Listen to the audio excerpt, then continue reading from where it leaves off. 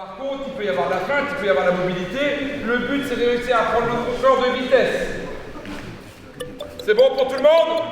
3, 2, 1, go! Allez!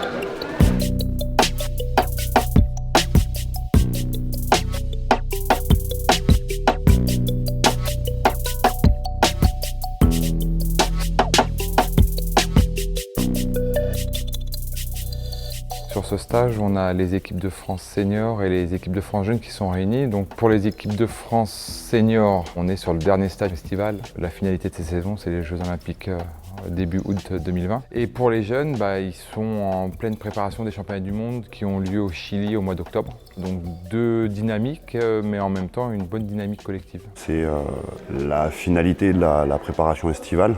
C'est le troisième stage.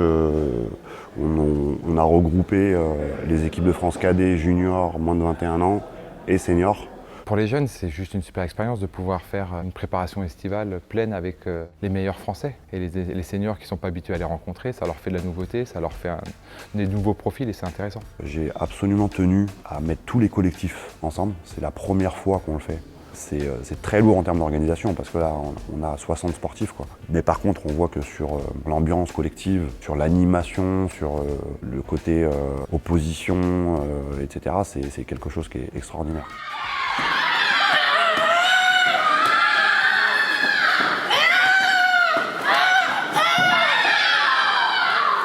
On a eu pendant tout le mois de juillet aussi un programme physique et cardio pour pas qu'on revienne trop à la traîne. Donc le premier stage c'était vraiment aussi de la reprise. Et après le deuxième stage on a commencé à accélérer avec beaucoup de combats et le troisième là c'est que des combats et de la confrontation. On met en place une compétition avec arbitrage. Okay. Donc mettez-vous déjà en condition ce soir. C'est pas un entraînement classique, c'est un entraînement compétition. Ok, allez. Allez, échauffement seul.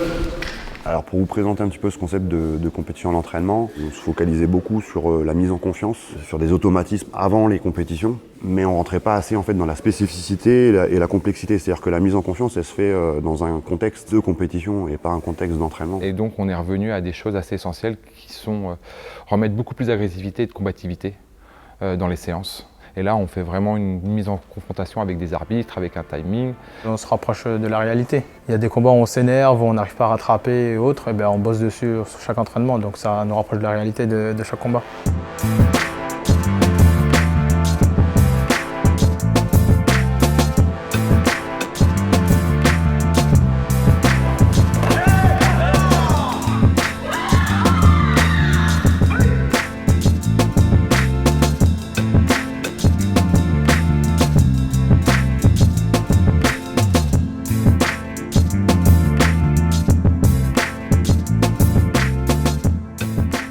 Le fait de mettre des jeunes avec des seniors, ça peut paraître difficile pour les jeunes, mais en réalité, ça l'est plus pour les seniors, qui eux doivent tenir leur rang, donc ça développe une certaine agressivité.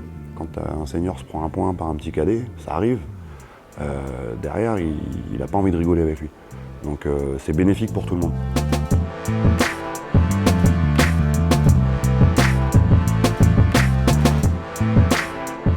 Étant seul sur le tapis, on ne peut pas déplacer des montagnes. Alors qu'en arrivant avec une vraie force collective, même si on se bat seul pour avoir sa sélection, on peut déplacer des montagnes. Ils n'y arriveront pas tout seuls. Et qu'à un moment ou à un autre, oui, il y en aura peut-être que un ou deux, mais ils représenteront la France, et la France, c'est tout le monde. Je trouve que l'équipe est soudée et elle l'est encore plus depuis ces dernières semaines, depuis le début de la préparation, les stages d'été, etc. Je pense que tout le monde va aller au JO, il y a de la concurrence entre nous. Voilà, c'est normal. Après, ça ne nous empêche pas qu'en dehors du tatami, qu'on rigole, qu'on a une bonne cohésion. Et après, quand on est sur le tatami, on se rentre dedans tout simplement. Voilà, tout ça, c'est des petits détails qui sont très très importants et qui sont très importants dans la performance. Il y a les jeux en fin de parcours, là, en fin de saison. Ça ne doit pas nous empêcher de continuer à travailler avec nos forces. Et la cohésion, la force collective, l'équipe de France, c'est notre force. Et on veut garder ça.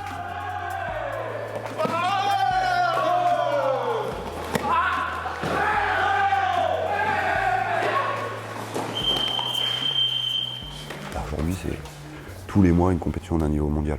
Physiquement, c'est très difficile et psychologiquement, c'est très difficile. On va se retrouver malgré tout sur une saison qui va être un peu particulière parce que plus la saison va avancer, moins de personnes vont être concernées par le ranking. Fin novembre, on en saura beaucoup plus sur les chances de qualification de certains, soit via le ranking, la standing ou le tournoi de qualification.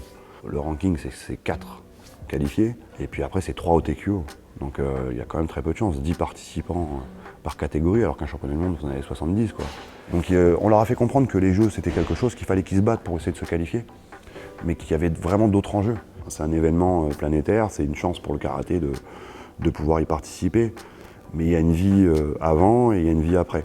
En plus, on sait que pour l'instant, 2024, c'est un peu en suspens. Moi, je veux vraiment qu'on se focalise sur les objectifs de l'équipe de France. Donc on a les championnats d'Europe.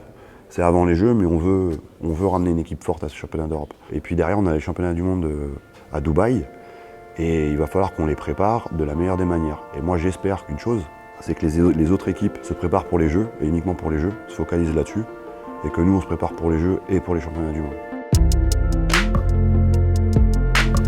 Je pense qu'on peut vous applaudir pour l'engagement.